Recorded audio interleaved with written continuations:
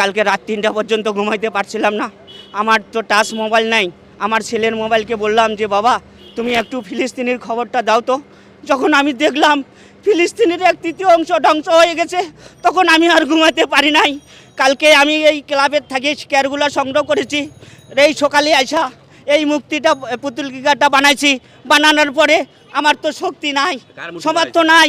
এই ইসরায়েলের নেতানিয়াহুকে আমি কিভাবে ঘৃণা জানাচ্ছি, এবং বর্ষা এবং তীর দিয়ে যেটা ঐতিহাসিক যুদ্ধ হয়েছিল, সেই বর্ষা এবং তীর দিয়ে আমি তাদেরকে ধিক্কার জানাচ্ছি।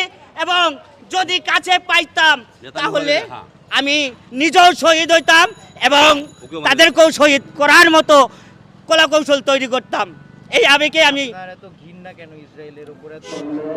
সবচেয়ে বড় কথা, এই অসহায় শিশুদের, যে ছোট বাচ্চাদের গর্ভধারণের মা না, তারা